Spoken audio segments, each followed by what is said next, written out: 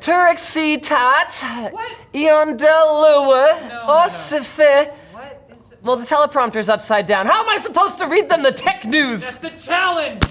Apple's officially launched their self-service repair program in the US this morning, which for the first time allows regular old Joe Schmo average schmucks like yours truly to purchase and even rent genuine Apple parts and tools. You don't even have to be a genius like they require to work at their stores. They're so smart. It's amazing. However, in true Apple fashion, the service has a catch or two, as pointed out by iFixit.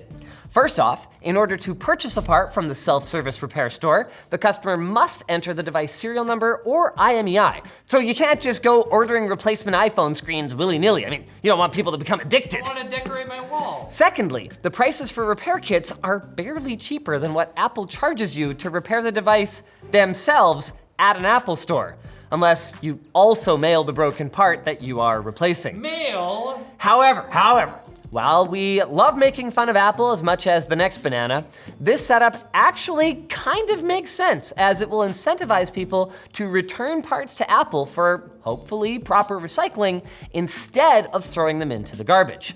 There are other problems with Apple's repair program, but at the end of the day, it's progress. Now, if only Apple would fix the Magic Mouse charging port, because that's still fucking ridiculous. Don't forget about that. Twitch is considering changing its partner program according to a Bloomberg report, which would cause creators to make less money while running more ads. What? I mean, Twitch is a good and healthy platform, We're making it better. and people familiar with the plan say that the proposed changes would make it even happier and healthier, at least for Amazon shareholders. Haha! So Twitch creators who are currently making 70% of subscription revenue could be dropped down to 50%, but the good news is that they would be released from exclusivity agreements, allowing them to simultaneously stream on YouTube or Facebook. And then they would also be incentivized to run more ads, which I guess is supposedly supposed to make up for the smaller cut, but that's not really great for the user experience. This news coming out was a perfect opportunity for the head of creators at YouTube Gaming to tweet that their platform still has a 70-30 rev share model and no exclusivity agreement, and never did. Oh yeah, and there's always Facebook, so that your mom can watch your streams. Bam! Got him! We can't help but theorize that this is happening because Amazon owns Twitch, and maybe Jeff Bezos feels weird about Elon Musk being the world's richest man and like buying Twitter and stuff. Frankly, I kind of get where he's coming from. And Sega is pulling a Nintendo with the announcement that the standalone versions of classic Sonic games that are included in the upcoming Sonic Origins anthology game will be delisted from game stores after May 20th, 1 month before Origins launches on June 23rd. Why would you need him? You could also call this pulling a George Lucas. Have we not learned from our past mistakes The new one has as a more society? Jar Jar. More Jar Jar. Obviously, the people hurt most by this are the ones who don't want the entire anthology and just want one of the games, but now have to buy the entire collection instead. Fans are also frustrated by the fact that Sonic Origins uses the much hated, not to mention easily bypassed, de novo DRM system. I think Sonic would disapprove, quite frankly, and Super Sonic would super disapprove. Yellow. I want to make more references to Sonic characters here, but frankly, I can't think of any. I can't make heads or tails of their cast. Hey! No. That's terrible. That was a bad joke. You want a knuckle sandwich? Do you want some butt quacks? Ooh. Riley's here to give them to you. Now it's time for Quick Bits, brought to you by Joby, creator of the beloved GorillaPod mobile tripod, and now a whole new lineup of creator-focused audio gear for all kinds of primates. Realistically, mostly humans though. There's the Wavo Pro, a flagship on-camera shotgun mic with active noise reduction. The Wavo Pod, a podcast or gaming mic ready to plug and play with USB-C. The Wavo Air, a wireless lav mic kit that's both high quality and easy to use. And the Wavo Lav Pro, an ultra small lav mic that pairs perfectly with the Wavo Pro shotgun for crystal clear audio. Wavo! Take your content creation to the next level with Joby using the link below.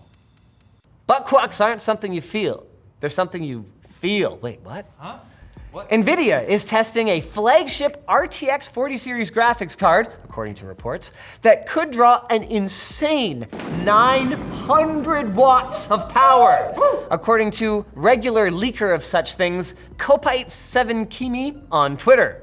Although Kopite noted that it's unclear whether this card is a predecessor to a real product or simply a prototype to test extreme power draw, the leak comes after other rumors pointing to a 600 watt GPU.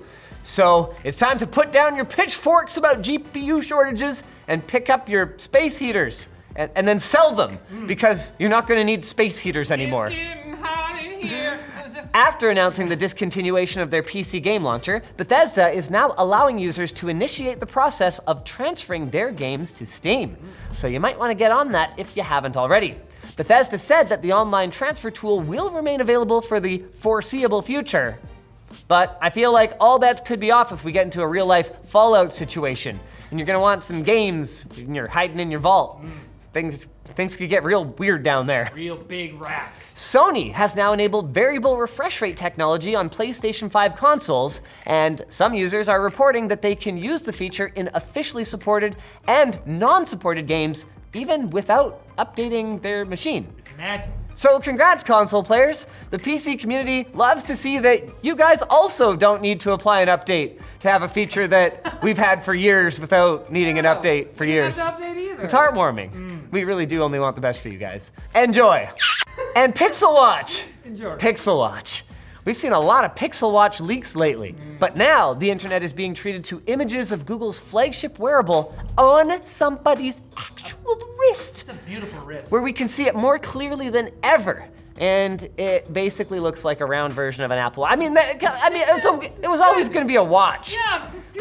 What I was like it? What was it gonna be? More square with little buttons under it? It's gonna look like a watch. I mean, for I sure. kind of wish it did, because Yeah. those are cool. I don't know about that. All right, so no more Pixel leaks until it comes out in May. We're done. And BuzzFeed News has a great story on the crypto project called MetaDocs, which promised to give buyers of MetaDocs NFTs access to real celebrity doctors with a social media following. But then now a bunch of said doctors have left the project since it doesn't have the necessary licenses to operate as a telemedicine service, meaning that the doctors can't legally give any medical advice or information to the NFT holders. You can talk about whatever you want. But you know what, it's early days, and when the glorious Web 3.0 revolution comes, these problems will all be sorted out. Vaccines will be NFTs, and then everyone will want them. You'll have hexagon vaccine, Yeah, okay? you can sell it afterwards. And then you can stick your magnet to it. I want to keep going, but our license to give tech news just ran out with that magnetic vaccine bullshit. So come back on Friday. We're gonna have it renewed by then. I gotta go talk to my crypto guy, Riley. Oh, You know, no, wait, what? No! let's talk NFTs, Okay, bruh. I got a really good deal. Yeah. You just- NFT Connect!